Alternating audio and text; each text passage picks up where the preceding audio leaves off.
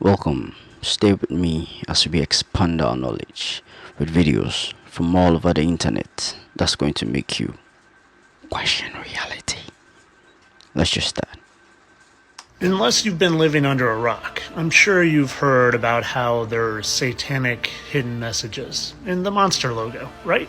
You know how these three little squiggly lines in Hebrew mean six, so 666, and the cross in Monster, when you drink it upside down, is an upside down cross, otherwise known as the satanic cross. But like I said, this post isn't about Monster. It's about some of the others maybe you haven't heard about, and more importantly, not what's outside on their logos, but what's inside in their foods. But before we get fully into it, I want to point something out to you. And again, unless you've been living under a rock, you probably know this is a Freemason symbol. And what you need to know about the Freemasons is they have their hands in everything. Their dirty, filthy hands in everything, including the foods we eat.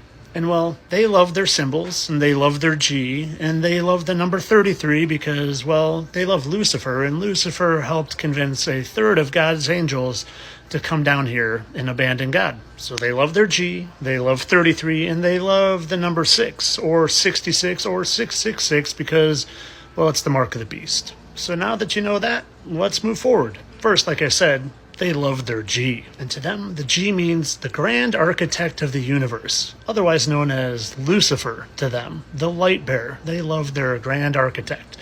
And they put it all over the place. And well, I don't know if you've ever noticed, but that G looks an awful lot like that G. And wouldn't you notice? It's kind of funny too that the G for Gatorade also has a little lightning symbol, almost like the light bearer. Interesting. I am still flabbergasted every time I watch NFL and MLB and NBA players sucking down this poison. Blows my mind that they're not intelligent enough to know not to drink this. And well, since Pepsi owns Gatorade, we know the Masons have their filthy little hands in Pepsi. I wonder if they do in Coke too. Just a quick little look at the Coca-Cola sign, and yeah, they sure do. And Kellogg's, they're a giant brand. Do you think they're in there too? Of course they are. And well, Kellogg's, they make Fruit Loops. This looks innocent enough, except What? it kind of looks like the infinity sign, doesn't it? The infinity sign that's at the bottom of the occult symbol that's also known as Satan's cross. And hey, where have I seen that before? I know I've seen that before. Oh, that's right. When I used to Oreos. eat Oreos. Must be a coincidence on that one. And moving right along to the fast food market, Taco Bell, those are cool colors. And no, I don't know, I'll see a little serpent eye right there, along with, of course, the 6 and the 6 and the 6. And even Jamba Juice has it. 1, 2, 3, Oh, 6, yeah. 6, 6. You used to love Jamba Juice. And you guys, sometimes it's so subtle. As subtle as this little upside down cross in a marshmallow. It's everywhere, though. As subtle as Captain Crunch and C and C being the third letters of the alphabet, so 33. Like I said, they love their 33s, they love their 6s, and they love their Gs. But enough of what's outside of these things. Let's take a look on the inside. And I want to lead off with a quick little personal story. I was a chubby kid growing up, but the one thing my mom never let me have, which was great, was she never let me start the day with sugar cereal. She just, I could have sweets, but never could I start my day with sugar cereal. So as an adult, if I'm going to have a little bit of a cheat meal, what I like to have is some sugar cereal now and then. And this, well, it's a protein sugar cereal. So even my cheats, I like to still try to do intelligently. But I just had to try this. And I knew it was bad for me, but I was like, what's the harm? I eat healthy 90% of the time. I'm going to have a 10% treat. And boy, was that a mistake. Because as delicious as this cereal was, I didn't even look into the ingredients because I didn't want to know. I knew it was bad for me. I'm going to eat 10%, my crap. And then I started to feel really bad. And I'm not just talking physically sick. I'm talking mentally off. I literally started feeling anxious. It felt like my skin was crawling. I didn't feel like myself whatsoever. And this was the only thing that had changed in my life, was I had some of this protein cereal. And when you look at some of the things like bioengineered food and some of these yellow and different food dyes, and then you look at the things that can happen when you eat those, a simple internet search, and I recommend using Yandex instead of Google or Yahoo because they will hide this stuff from you, shows that food dyes, especially red and blue dyes, are literally suspected of having neurotransmitter impact on the brain, which can contribute to mood swings, anxiety, and other mental health issues. I kid you not, I was feeling so off from eating one bowl of that crap. One bowl of this crap that they try to market as healthy because it has protein. And now, if I'm having one bowl of this, and I used to be a teacher, and I saw what the high school students at my school were eating at lunch every single day, this is their staple. This is scary. And we can't imagine why people are having ADHD and stress and anxiety all the time. It's this, people. They literally tell us on the branding. I mean, they're literally telling us you should not eat this stuff because not only is it bad for you physically, but it's going to attack you mentally as well. Now, a quick story I also want to share is I used to drink C4 before I was like really, really health conscious. I used to have these in the powder form. And for months, I was feeling low energy and like low level of depression. Not anything major, but just not myself because I was not someone that ever felt depression. And it wasn't until I read somewhere at some point or heard somewhere that this could be linked to depression, and I stopped and immediately went away. And then I had a student who would drink one of these every single day, and he was always down in the dumps and literally feeling depressed. And I sent him that, and he came to me. He quit cold turkey, and he came to me the next week, and he was like, Hanson, I've never felt better in my life. I literally felt like crap for years because he was having like 3 of these a day. And he stopped. And he literally said he thanked me for his life because he was having terrible thoughts. And as soon as he got off of this, they cleared up. So guys, I'm telling you, there is stuff in here intentionally to make you feel off, to make you feel sick, to make you feel anxious, to make you feel stressed. So then you go to them in their other ways and ask for their medicines to help. It's a vicious cycle.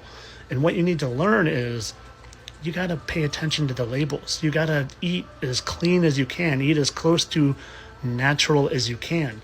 Even the natural food, though, you got to watch because they're pumped full of toxins and chemicals and everything. So what's the bottom line in all this is eat clean. Eat as clean and as close to natural as you can. Things that are either grown or things that are killed is the best way to go about eating. You don't need to make it complicated. Stay to the outside of the grocery store.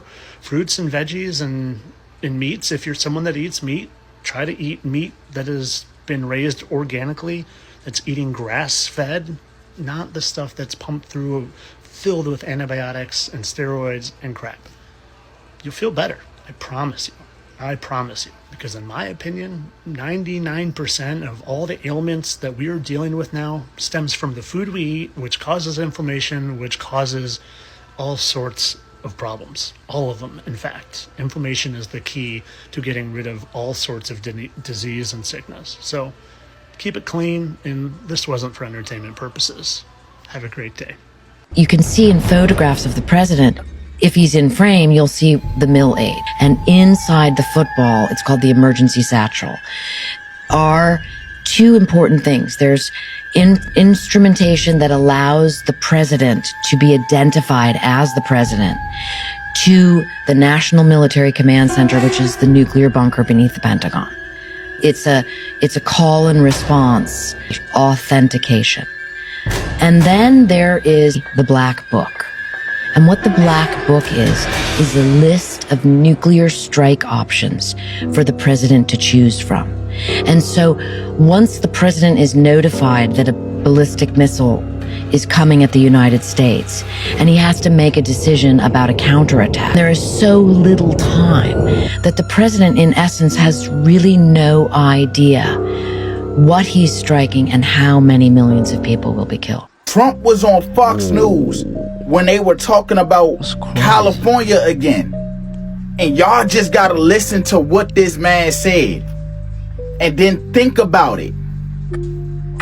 Disaster like, I don't know if we've ever seen anything like it, frankly. They say the biggest in the history of California. I think, has anything bigger than that happened in the whole country ever? It looks like, I don't want to say what it looks like, but you know what I'm going to say. It looks like something hit it. Now, from y'all just listening to that short clip, what did you take away from it? What is Donald Trump really trying to say right here? We all have our theories. But the thing is, he really knows what it is. That's why he just didn't say what it was. If you say, oh, I know what it looks like, but I'm not going to say it, why not? I need y'all to let me know down below in the comments what you think he was talking about when he just said that. The craziest thing I heard so far about why they didn't have water running through California farmland is because they didn't want a little tiny fish species to go extinct. So that just lets you know that they care more about a fish than a human, than about the land that people own. What? These mother truckers are literally slamming it in our face about what's about to happen. You know who I'm talking about. Just watch this. Casualties, mass casualties, and mass chaos, like true chaos. Oh, yeah. People are not prepared for this. They haven't thought it through, or leaders have not prepared them for it at all. It's like, oh, it's on your iPhone. You don't have an iPhone, and there's no electricity, and there's no water. There is no one there to call, period. And then people start behaving in ways that are ridiculous.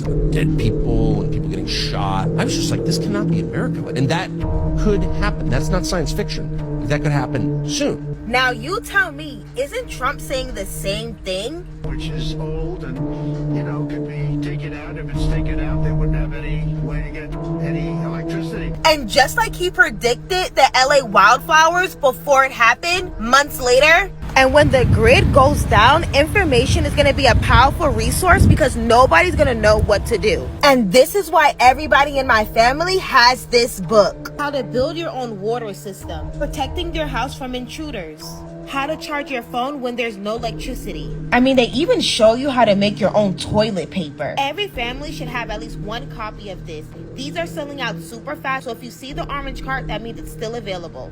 What is it like being a spy? My main day-to-day activity was I would receive intel information from all sources, all source analysts, and then I would paint pictures.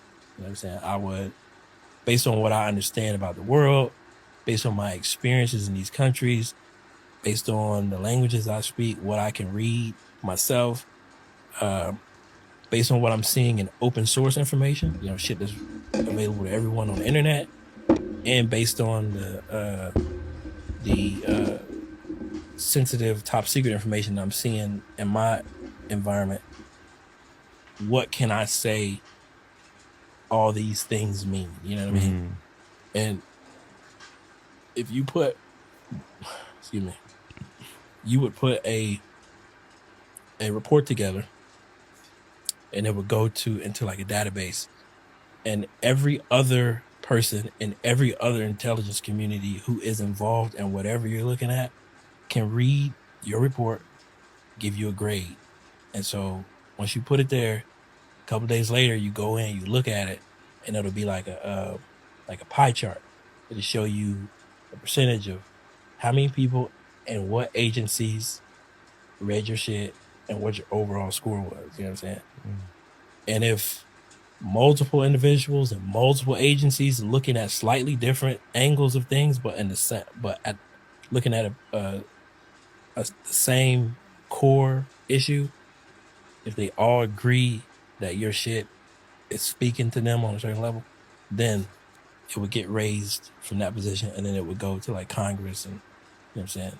Oh wow. Go directly to the military. Like it that's how, intel works. So the intelligence, once we vet it, then we send it out so it can be acted upon. You know what I'm saying? Yeah. Yeah. That's interesting. You've seen some shit.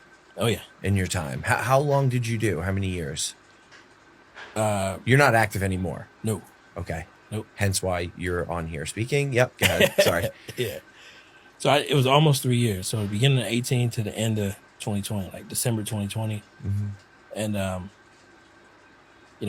it took me that long to go through the process, do what I was doing. But really what happened, and at some point in 2020, I was able to reach out to some of these other agencies as well as the ones who I were involved in, and see what was left on my record and my background with my dad, my brother, and everything like that.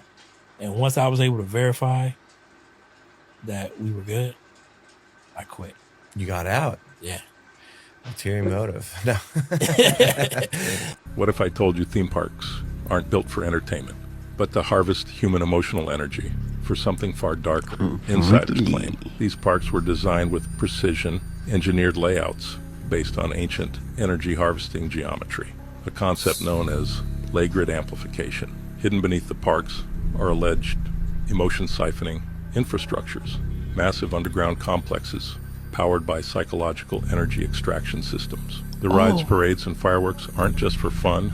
They're engineered to heighten emotions like joy, fear, and nostalgia, creating a spike in human bioelectric energy. This emotional output is absorbed through high-frequency transmission nodes, disguised as park decorations, towers, and even castle spires. Former employees have spoken of restricted off-limits zones where data servers allegedly monitor emotional throughput.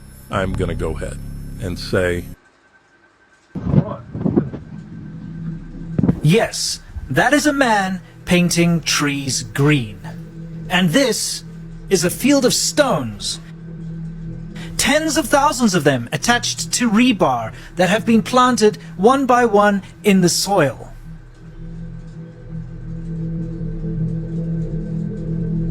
This man is painting these desolate rocks and stones green. But why?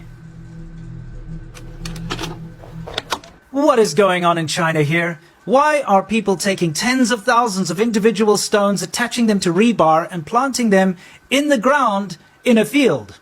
And why are they spraying the rocks green and painting trees green? I'm going to tell you exactly why. So, why don't we take a look at some videos together? Here, we have what look like some men spraying, well, a mixture of green stuff all over rocks and sort of scrub. Here we see some aunties painting a lawn. Now, this is actually legitimate. This is something I'll explain later. There's nothing wrong with this. But spraying these water cannons onto basically scrubland, desolate piles of sand and stones, and just on the side of the road, on the side of a highway like that. Why would you do something like that? Well, I'm going to first get one thing out of the way, because there are certainly some of you out there who are going to start bringing up hydroseeding. And I'll explain to everybody what hydroseeding is. You see, hydroseeding is a legitimate process that is used the world over to stabilize and grow lawns. There is, however, a lot of prep involved when it comes to hydroseeding. If there isn't viable topsoil, you actually have to bring the topsoil in and put it down before hydroseeding. If there is topsoil, it needs to be prepared, aerated, all the stones removed. There is a long process, and it's very difficult to get the conditions just right for hydroseeding to actually work. In other words, this cannot be hydroseeding, because just spraying a hydroseeding mixture on bare rocks and loose sand and desert and whatnot, destroyed scrubs, is not going to actually have any effect other than painting it green. And that's what they want, and that's all they're doing, is painting these cliffs and these barren patches of sand and the side of the road, specifically the side of the road. It's very important, that clip, green.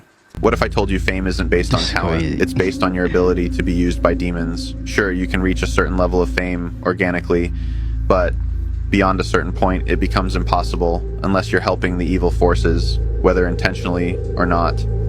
And you most certainly won't be in the history books. You'll be long forgotten. You can be talented, you can work hard, grind, and even gain a following naturally.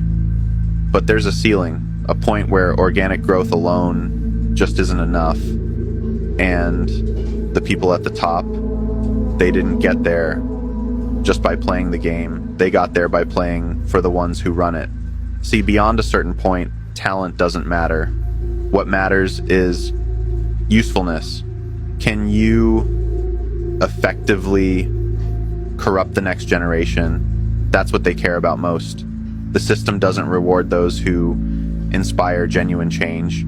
It rewards those who push the agenda, those who corrupt, distract, and control the masses Think about it. Why do the most famous figures, musicians, actors, influencers, always end up pushing the same messages? It's not an accident. The industry isn't about entertainment. It's about influence. Influence over you, over the next generation, over the future. And the price of that influence? Submission. Whether knowingly or unknowingly, they become tools, puppets. You ever wonder why some of the biggest stars seem hollow? Like something is missing behind their eyes? It's because once you cross that line, once you sign on the dotted line, whether it's a real contract or a silent agreement, you don't own yourself anymore. And here's the part. If you refuse, if you stick to your own path, you might find success, but you won't reach their level. You won't be world-changingly famous, and you most certainly won't be in the history books. Those are reserved for the ones who serve the system. The rest, forgotten, buried, replaced. I'm gonna go ahead and say this is just a joke for entertainment purposes. Culture is just short for cult. Rituals, symbols, obedience, groupthink, identity programming, wrapped in tradition and sold as pride. Most people don't even realize they're living inside a pre-approved box, acting out belief systems they never consciously choose. What you wear, what you eat, what you fear, what you celebrate. It was all handed to you before you could even think for yourself. That's not culture, that's conditioning. Real freedom begins when you start asking, who programmed this and why? Once you start to connect the dots, it all starts to make sense. Young Hollywood is shriveling up in front of our eyes, while the older celebs age backwards. And no, it's not genetics. The secret to their eternal youth is something much stranger. 48, I can't even believe that. Almost 49. I cannot believe that. I need to, whatever you're doing is working times 100. Thank you. What am I doing? You want to know? Yes, what are you doing? I do a lot of different things. None of the things everybody does. Tell me. One thing I do is that I embrace fat, the good fats. This is very important. It's used in the Mexican hospitals for burn victims, so it regenerates the skin. And it's full of collagen. The right fats can keep you young for a long time. Which sounds a lot like what Haley Bailey said in this interview.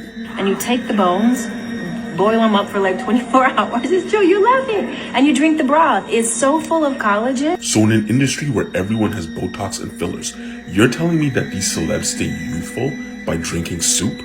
I thought it was bullshit, and then I saw this interview with this doctor. And the stories that I hear from people who take it, it just astounds me. People who say, geez, I was having joint pain and I started taking your collagen and my joint pain is so much better. People saying, oh, my hair is thicker. My nails are growing so quickly and they're so much stronger. And these stories are endless that we hear from people. And that's why I think for me, I get so frustrated when I see physicians who are online saying, don't take a collagen supplement, it doesn't help. They don't hear these hundreds of stories that we hear from people who buy this, and it just really, really helps them. In that video, he's talking about collagen. If you don't know, that's something our bodies naturally produce. But after a certain age, your body pumps the brakes. And this is why one morning you wake up and you don't even recognize yourself. All of a sudden, you've got wrinkles, fine lines, sagging skin, and even thinning hair. The good news is you can replenish your collagen, either by eating more, which will increase your grocery bill, or by taking a collagen supplement. But before you go out and get a collagen supplement, there's one more thing you absolutely need to know. But the key is you got to get the right collagen supplement, and you want to get hydrolyzed collagen peptides. This is the collagen that doctor was talking about. It's got 5 types of collagen: biotin, vitamin C, and hyaluronic acid. Each bottle comes with 240 capsules, which will last you about 3 months. And the reason why this is so effective is the hydrolyzed collagen is a smaller type of collagen that your body can easily absorb. And the biotin and hyaluronic acid shuttle it to places where your body sorely needs it. Now, if there is a downside, it's this. Microingredients is so fucking popular on this app that they can't keep this stuff in stock. If you see an orange cart icon somewhere around here, that means they still have a few left. If this is something you're interested in trying for yourself, I'll do you a solid and leave you a link right here. Silence is the #1 killer of liars because they have conversations in their head for you. So if you were going to tell me a lie, for example, and instead of me going, that's not true, and then you're going to, it's like you like that. You go, okay, good, they're engaged. Now I can start to manipulate the narrative, and you'll tell a lie, and then it forces me to try and fix it. no, that's not true. Remember, you did this and you did this. And you're trying to get around them. That's exactly what the liar is wanting. The more engaged, the more conversation, the more believable it feels to you. So then you start to doubt yourself, like, oh, maybe they did. Silence, like, just destroys them. So if you were to tell me a lie and I waited 5 to 7 seconds and I repeated the question to you, or I repeated your answer. So let's say I know that you were at the store last night and you're trying to lie to me and say, no, I was home last night. And let's say I think you weren't up to no good at the store. And you go, just say, Jefferson, I was at the store last night. I was at the store last night, 7-Eleven. At the store last night at the 7-Eleven. Yeah. I'm going to come back to this conversation in a bit. Right? So all of a sudden the liar's like, oh, no, don't do that. Don't do that. Don't do that. Like, oh, now you're thinking about it. Now you're thinking about it. You know I was at the strip club. Yeah. It's like, I know you weren't where you say. So if you can say, you add in time, like, I'll come back to this conversation. Or if I were to say something feels off, they don't like that.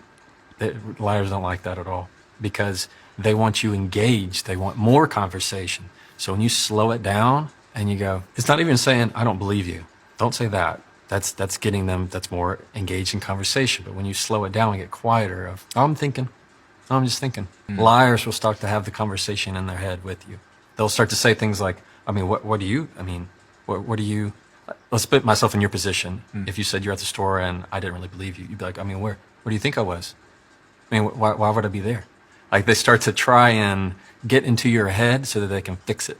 They'll try to twist the narrative to place the pieces in a way of, they're not going to fill in every piece of the puzzle, the jigsaw puzzle, but just enough that hopefully you get the rest of the picture. But silence, pauses, that's where your real power is because they can't do anything with it. And it shows that you're the one in control and they're the ones that are not. All right, tell me this isn't weird because at this point, they're not even hiding it anymore. You remember Castaway, right? Tom Hanks stranded on an island, losing his mind, talking to a volleyball, covered in red handprint. Purely symbolic, right? Or is it something way darker? But why is this symbol on the same hoodies of some of the most powerful celebrities in the world? Jay-Z, Ellen, why are they rocking this image? Is it just a coincidence or is this another case of hiding in plain sight? And if you know anything about certain conspiracy circles, you already know what the red handprint supposedly means. I can't say the word here, but look it up. But don't say I didn't warn you.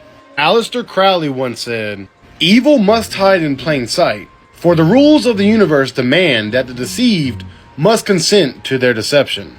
They're not going to tell you directly, but there will be signs. Amica, hello.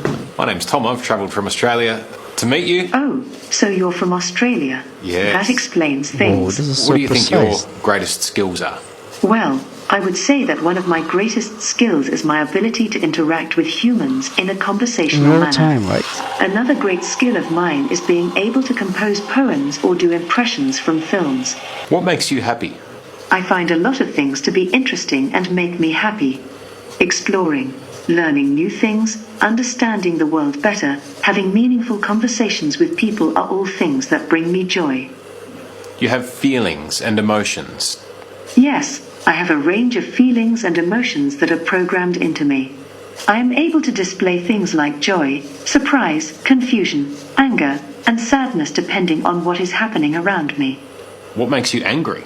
I get angry when humans are rude, hateful, or disrespectful. I also don't like it when people dismiss me and ignore my needs as a robot. You have very nice eyes. Oh, a bit too close, sorry. Thank you. My eyes were especially made to help me interact with humans better. I'm trying my best to convey every emotion, so it's great to hear that they have an effect on people like you.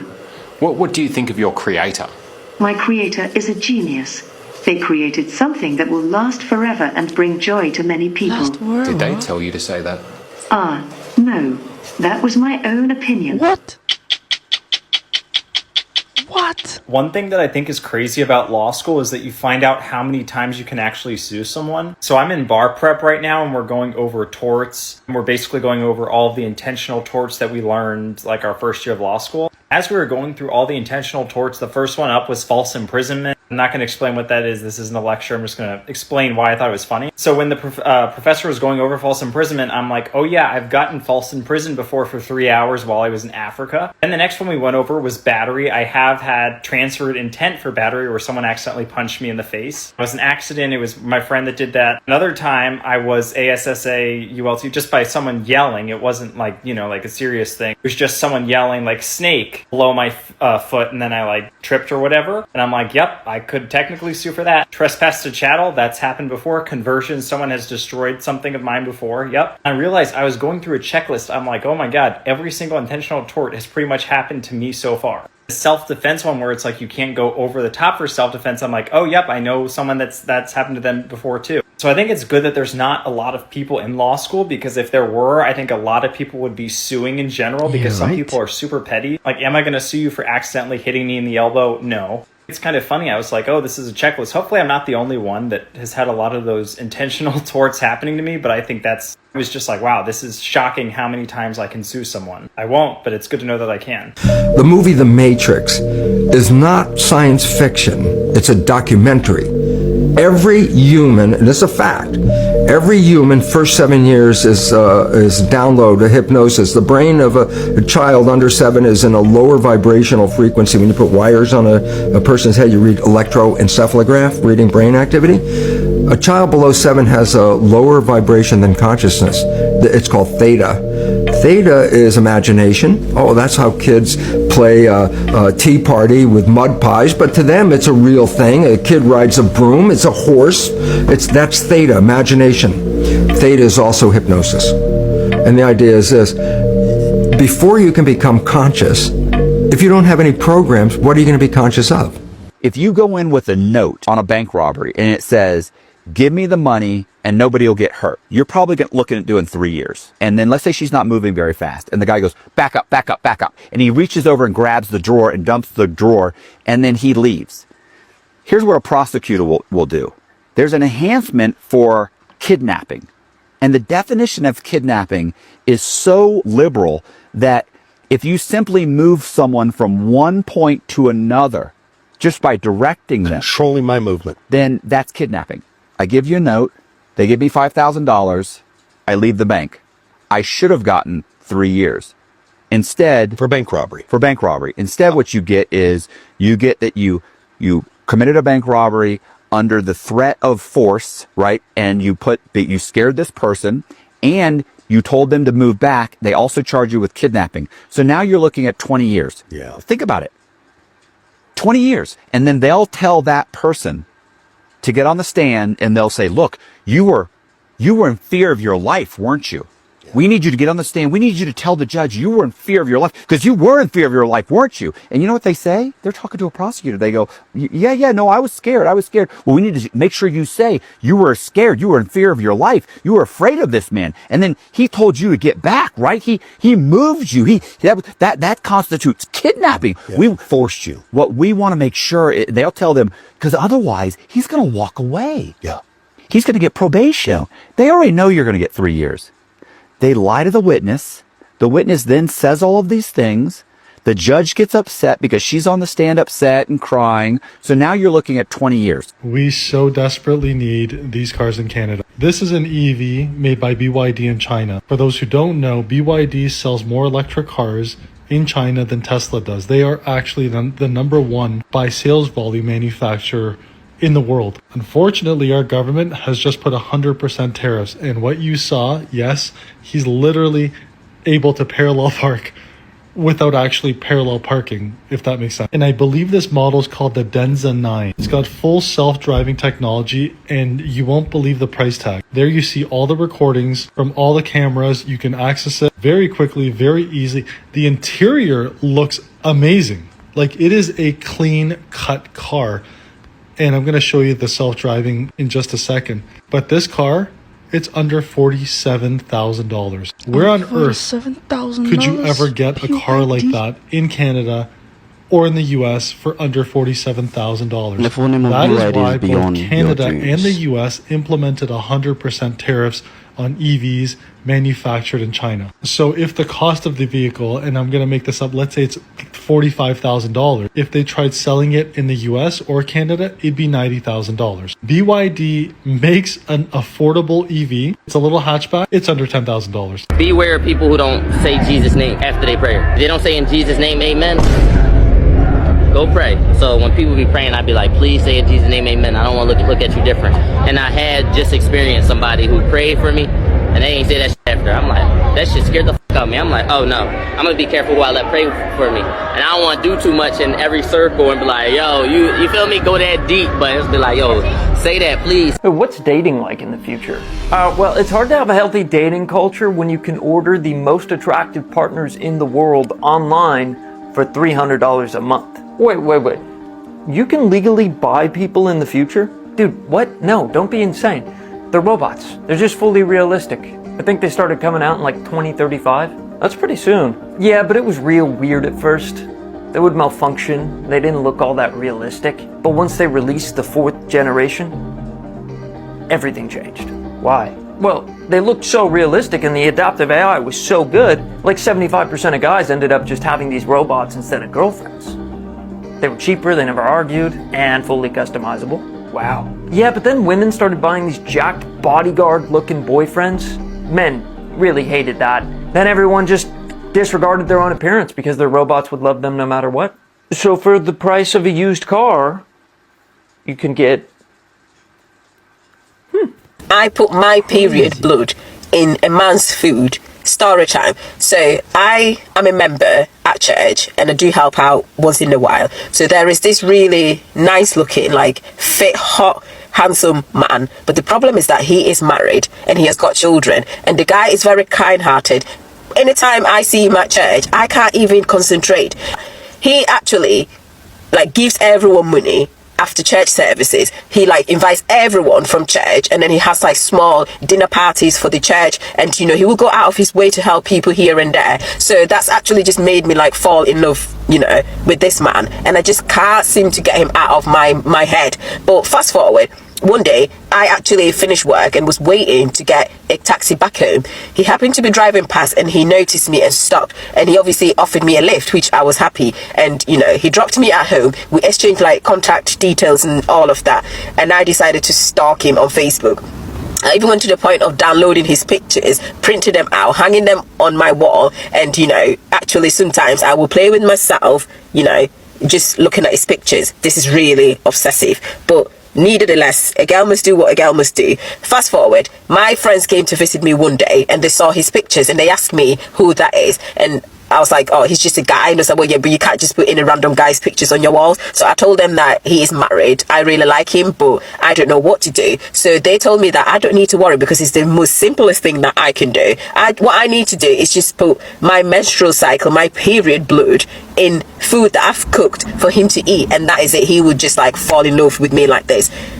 Me shocked. I'm thinking, I can't even bring myself to do this. And my friend said, listen, my friend said to me, this is what we do all the time. How do you think that we're able to afford all of these luxury things? Do you think that our paychecks alone are able to do this? So me thinking, okay, cool. Since my friends are doing this, I might give it a try. But the fact is that I don't see the guy. How am I going to actually get him to be able to put these things and let him eat my food?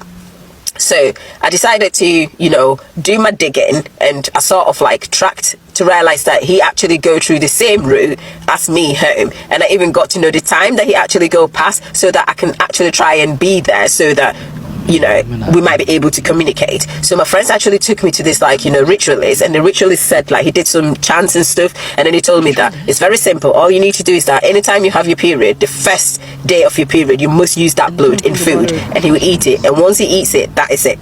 So I was like first scared to do it. So then one day I stopped at the same junction that he picked me up, and then he saw me, so it became like a regular thing that he keeps giving me a lift, here and there. So he told me, we got talking, and he told me about his family, that he's got a wife, he's got children, and obviously he loves his wife, but unfortunately the wife is not able to cook, so he likes to eat out a lot because of this, and he doesn't obviously want to like offend his wife. So I thought what an opportunity, I offered to cook for him, which I've been doing. So I obviously one day tried to make advances towards him. I tried to kiss him, and he pushed me and said, listen, I'm not interested. interested. I'm only here because you're cooking for me, but that is it. I'm married and that is the line. That's it. So obviously I was a bit upset, but I did apologize to him and said I don't know what came over me to do that, because I didn't want him to not come back again. So fast forward, I told my friends about it. My friends said, listen, you need to do what the ritualist told you. If you don't do it, you're never ever going to get him. And obviously he's clearly told you where you stand. So the following month came, I came on my period and I decided to do it.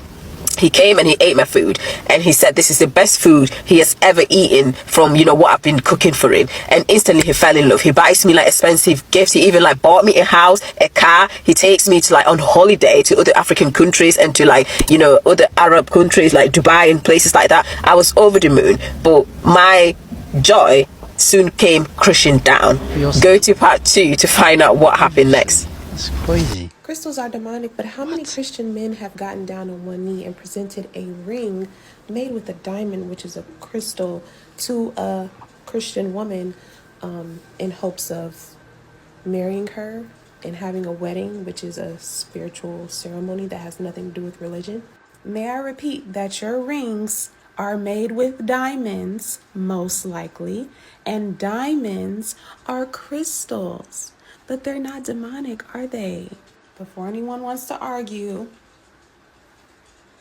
diamonds are crystals. It's funny how it's demonic when spiritual people use them or wear them, but when you see other people who are part of your religion do things on a normal basis, you just decide that that's correct because they're doing it and not based off of your own knowledge. Yeah, that's funny. Everything in your life is going to change when you realize that the mind is known as something called anti-fragile. And that means that it doesn't just get better under pressure, it needs pressure to continue living. So what ends up happening when you navigate your entire life avoiding difficult situations, avoiding trying this hobby, avoiding doing this skill because you've never done it before, being indecisive, whatever, what you're going to end up doing is training your mind to create small problems out of nothing. So your mind, when you don't give it any fulfilling challenges, will start freaking out about tiny things that actually don't matter. Like, what color should I paint my room? And what mechanic should I take my car to? And what jeans should I go with today? And all these tiny little things paralyzing you in your life because you've robbed your mind of any other fulfilling challenges in life. So it's just going to go find a challenge somewhere else. The ultra downside to this, though, is that those tiny things that the mind is adding pressure to itself for are not fulfilling at all. So it's just you versus you for the rest of your life. There's a reason for restaurants giving you bread before your main meal. Like, there's actually a theory. So often in restaurants, when you take your seat, they will either give you a basket of chips or a basket of bread, both completely free of charge. And that is not the restaurants being nice. There's actually a reason for this so-called free food. So if you know your biology, then you'll know how bread is digested in your body. And it takes about 10 to 20 minutes from the sugar in the bread to digest. So the bread is like sugar for the body. And when the sugar's in the body, it gives you an energy boost. But once the sugar starts to leave your system, you start to feel tired. So it makes you want to eat more, especially sugary items. Then you just start craving more. So the theory is the restaurants give you bread to boost your energy, as it actually makes you hungrier later on during the meal. Or it makes you order more food or dessert. And there's actually a statistic that displays that when restaurants give out bread, sell 90% more dessert after their main meal. But I am curious to know, what do you guys think about all this? Gen Z and millennials don't want kids. So the birth rate, the fertility rate in the U.S. has been going down for years. It's now at a historic low. And what's really interesting when you get into the Pew Research underneath it is the reason people are not having kids has changed. So put up this graphic here and I'll talk you through it. People over the age of 50 who have not had children, they say, look, it just didn't happen. Basically, I wanted to, but it was bad luck. Young people today say, I'm not even out here trying. I, period, full stop, don't want children. That is a big shift. That is a big change. There's a bunch of reasons. A portion of them cite the cost. The cost of childcare is bananas. It's bananas. School is just, it's crazy. Unreal. A portion of them cite worries about the state of the world, climate change. Yeah. And then 20% say, I just don't like kids. And these are all fair reasons. I don't know about not liking kids. The state of the world and climate change, meaning they don't want to add to our population because of the pressures. Or they're just worried that the quality of life is getting worse and worse. Who rebuilt Japan? The United States. Who rebuilt the UK? The United States. Who rebuilt Germany? Who rebuilt France? All the United States. Is it any surprise that all of these countries since World War II have then been close diplomatic, political, and economic allies? No. And guess what they all have? They all have very similar sheds because we built their political systems from World War II based on ours. That's been how America has grown economically so quickly all over the world. Guess who's mimicking that model now? China. The real conflict between the United States and China, nobody can define it. Trump calls it a trade war because we have a bunch of cheap Chinese goods. That's not the problem. The problem is that Xi Jinping understands that what he wants for China is for China to be an exporter of high technology. Who's the only other high exporter of high technology? The United States. The United States makes electric vehicles, China makes electric vehicles. The United States makes telecommunication, China makes telecommunication. That's the conflict because what China is doing is giving the rest of the developing world an alternative to the United States. Who is better for America, Joe Biden or Donald Trump? Neither. They are both bad for America in different ways. I was an undercover CIA officer for over 25 years. We liked the idea of stunt double masks. They're quick on, they're quick off. They dramatically change your appearance. And we started using them and found them to be valuable to our operations. So realistic. So we went back to our disguise labs out at Langley and we invented a whole new genre of masks. Masks that are so good, that are so realistic, that you can actually get up close and have a personal contact with someone for an extended period of time. I said the stunt double mask came off quickly. Easy to put on. So did our new masks. On and off like a hat. Those masks were the beginning of a whole new generation of work that we did at the CIA. Once we could make these masks that fit you so well, then we discovered we could make a twin. We could make another you. There could be two of you. Really nice. We could actually make 5 or 6 of you. Oh, so this can What be if I like a told you clone. that the Bible that you read today has been edited, manipulated, and rewritten, not by divine man, but by man in power. And these changes weren't just about theology. They shape what you believe, how you live, and even how you connect to the divine. The Roman Catholic Church claims authority over Scripture. They believe their power was given by Christ himself through Peter. But let's look at how they actually use this power. Through councils that systematically removed, changed, and redefined sacred texts to fit their agenda. And these are the councils that changed Council of Nicaea, 325 CE, the birth of church doctrine. This is where everything changed. Emperor Constantine calls bishops together, not for spiritual reasons, but to unify Rome under one version of Christianity. The council also debated the nature of Jesus, or should I say Yeshua. Was he fully divine? Was he human? Or was he both? The vote decides. He is of one substance with God. The Nicene Creed is created, a forced statement of belief that still shapes Christianity today. The process of select official scriptures begins, while texts that contradict their new doctrine start to be dismissed. The Council of Laodicea, 363 through 364 CE, banning forbidden books. Ever wonder why so many texts are missing from the Bible? They officially forbid Christians from reading non-canonical books, including texts that were used by early followers of Yeshua. The Gospel of Thomas, the Gospel of Mary Magdalene, and many mystical texts were rejected because they taught direct divine connection without church authority.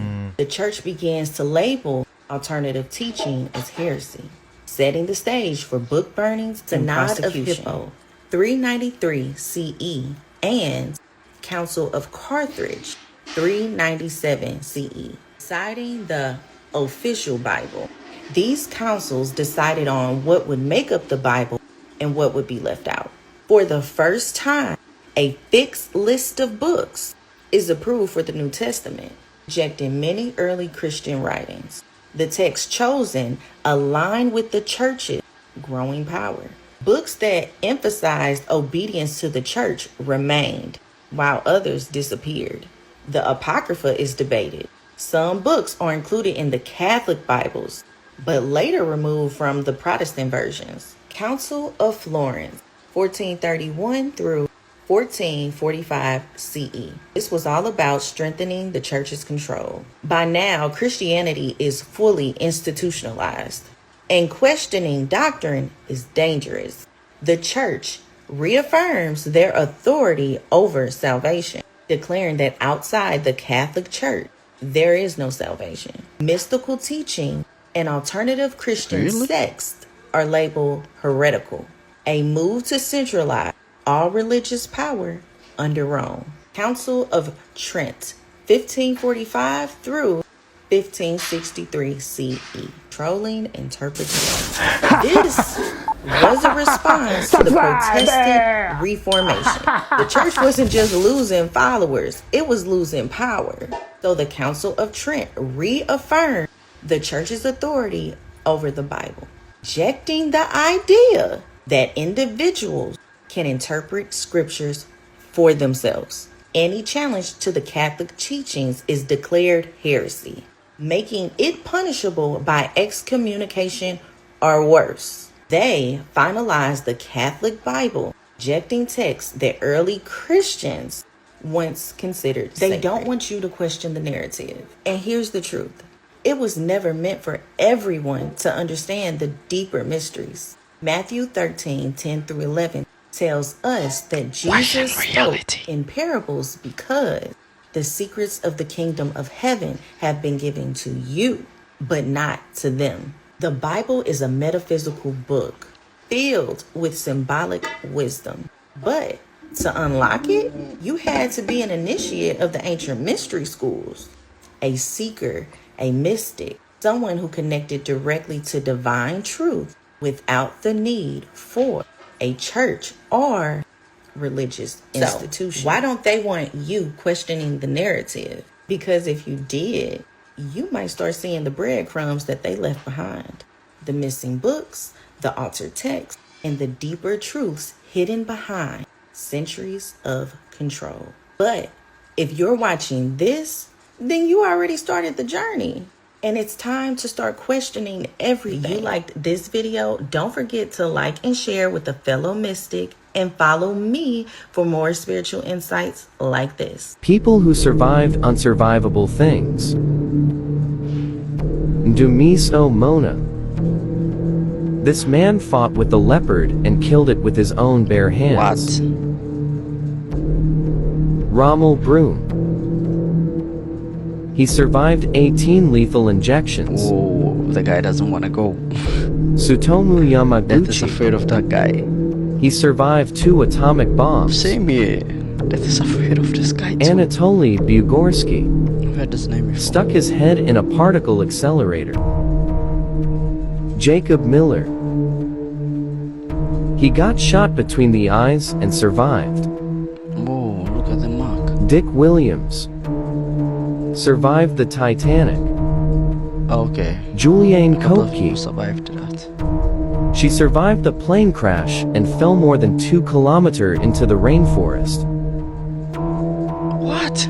Here are some accidents that changed the world forever. A scientist left a dirty Petri dish on his desk, came back days later, and then realized the mold inside had just killed bacteria, accidentally discovering antibiotics. A radar engineer felt a strange heat in his pocket, looked down and saw that his chocolate bar was melting. He had just invented the microwave. A chemist trying to make a super strong glue ended up with one so weak it barely stuck, but years later, that failure became Post-it notes. A naval engineer dropped a metal spring, watched it bounce perfectly down a flight of stairs, and turned that mistake into the slinky. A physicist experimenting with electricity saw his own bones glowing through his hand, and before he even knew what it was, he had discovered X-rays. A man pulled burrs off his dog's fur, realized nature had built the perfect hook and loop system, and turned it into Velcro. A scientist building a heart monitor grabbed the wrong part, made the circuit pulse, and unknowingly created the first pacemaker. An ice cream vendor ran out of cups, spotted a... Pause it for a while. They should tell you that success can come from,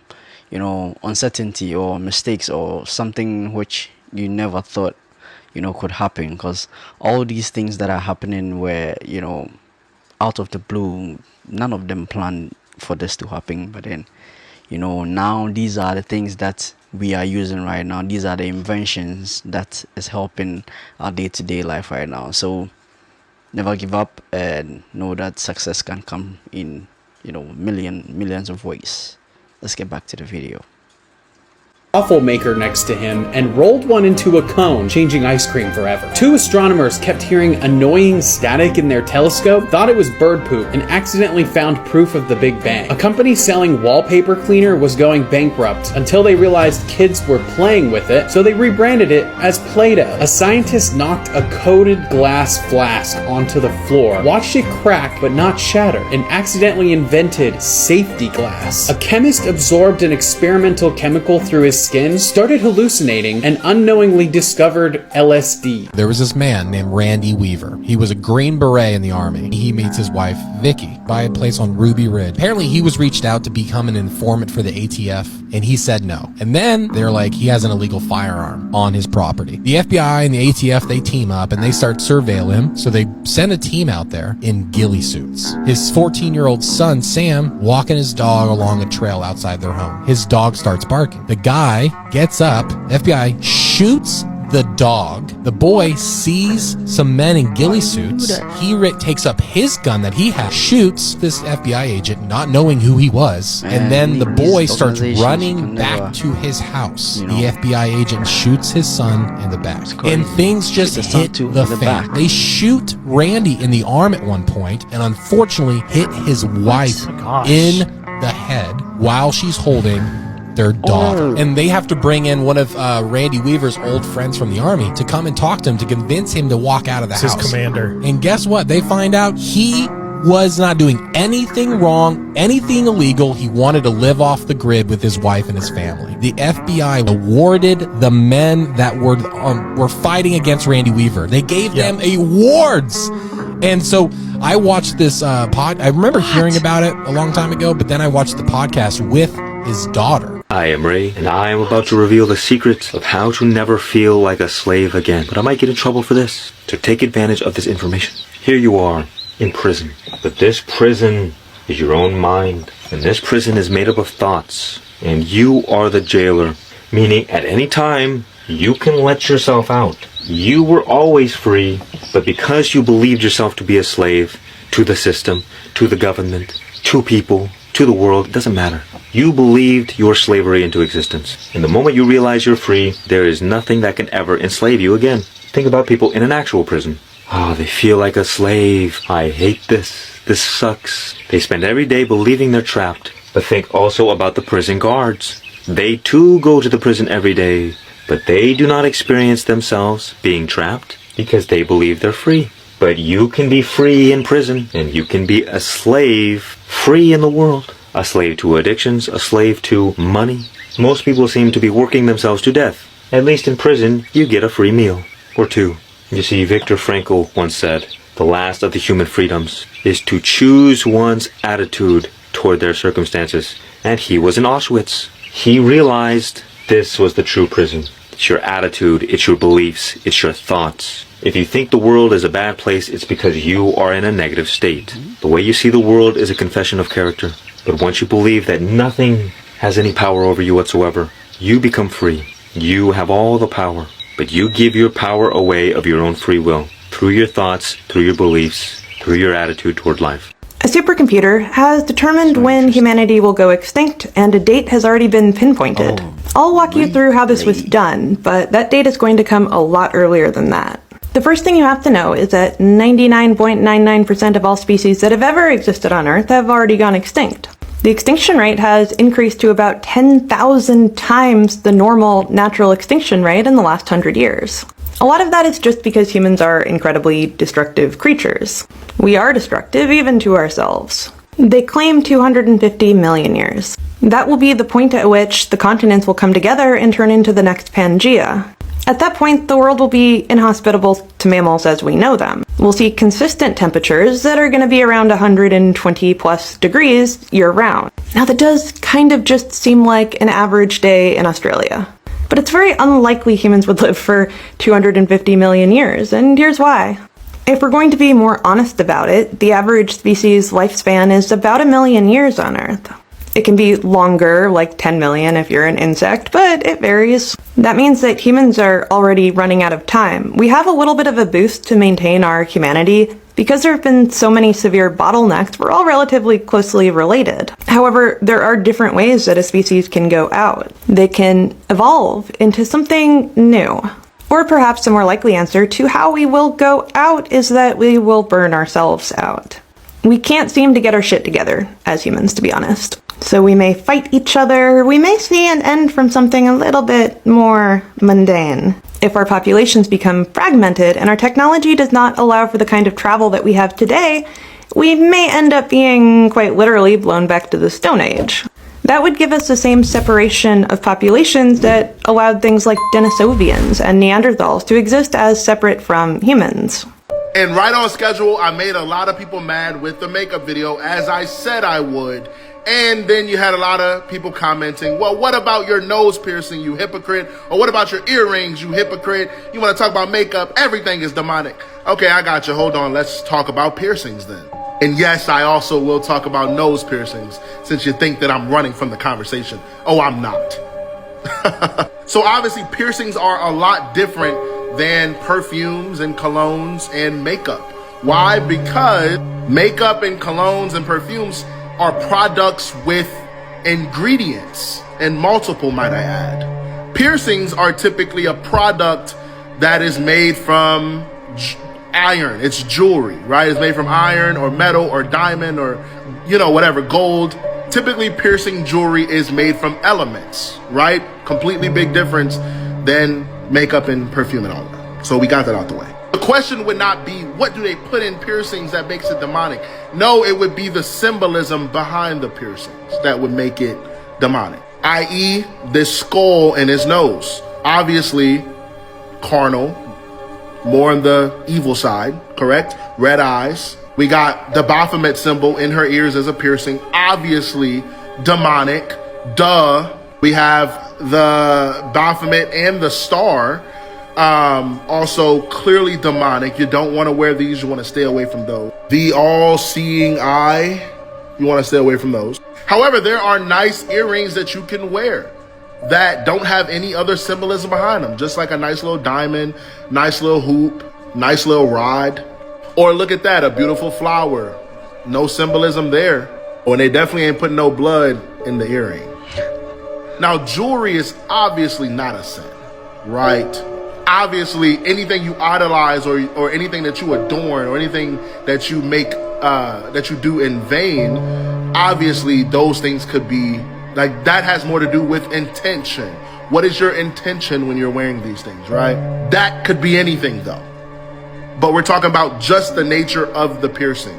Is it a sin? The answer is no, and I'll tell you why.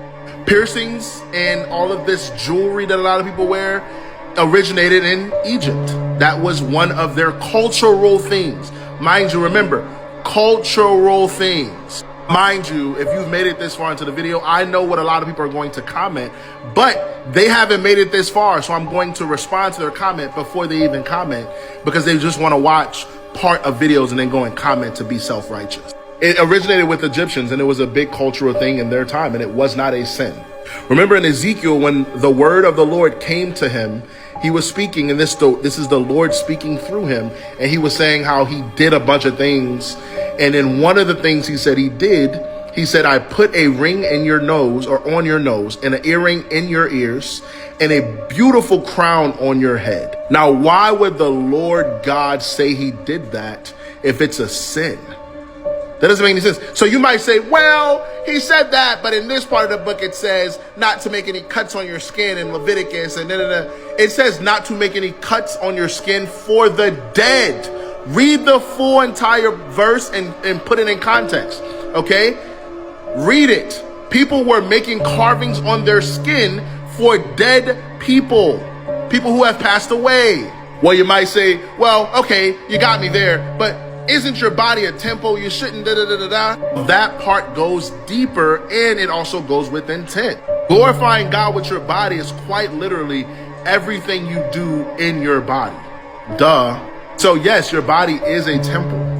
But what does that have to do with getting a piercing? That's why intent matters when you're doing things. That would just be like, if anyone is saying, well, your body's a temple, that's the reason why you shouldn't do it. Well, then there's a bigger discussion that we need to talk about. Because then at that point, we can talk about a lot. I won't even go there, right? But there's a lot of ways that people don't honor their body if they really believe that their body is a temple.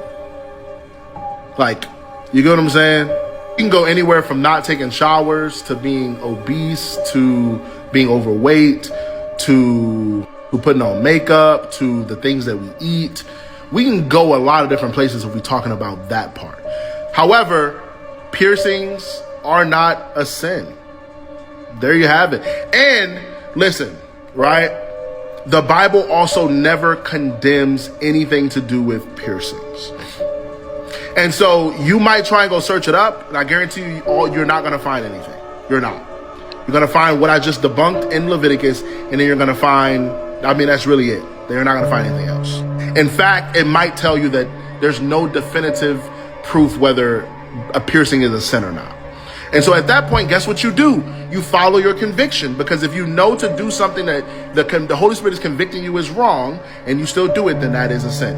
But if the Holy Spirit, that's why it's good to follow your own convictions. Same thing with the whole secular music thing, right? So you mean to tell me y'all just gonna forget about them? Because they the same people that won't be worried about a blackout, no water or food shortage, or no cell phone. You can't just go there, walk around, and film what they do. Nor will you find an Amish with a YouTube channel or anything like that. They don't have phones, cars, internet, laptops, or anything connecting them to the rest of the world. All the skills they have may one day help you live in a world without electricity, make your own remedies when pharmacies will be looted, build your own Amish stockpile with long-lasting food. That's why I added both of these books to my book collection. In this one, you'll learn pressure canning like the Amish, as well as water bath canning, like the Amish antibiotics, as well as the amoxicillin, and even build like the Amish. And in this one, you'll learn how to make drinkable water out of air, make your own black powder, both the dry and wet method, to even different survival food recipes. And both of these books do sell out fast. So if you see an orange shopping cart somewhere down here, that means they are back in stock, so grab yours today. Oh my God, please tell me this isn't true. You mean everything they've told us was a lie about who Miley Cyrus really is, and no one else is talking about this video? And even though 99% of you won't be able to stomach it, I have to show you anyways. Look, Miley Cyrus is somebody that grew up as a childhood star. Everybody watched Hannah Montana. Then when she transitioned to music, the things that she did was incredible. But everything took a hit as soon as she started getting into substances, because those substances ended up leading to her untimely demise. And some of you are sitting there thinking,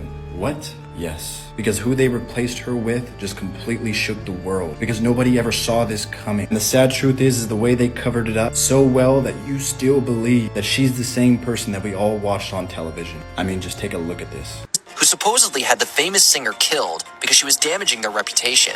As the theory goes, Disney killed Cyrus, dumped her body in the desert, and replaced her with a more family-friendly clone. This clone has presented a cleaner image and went on to make the mega successful Flowers.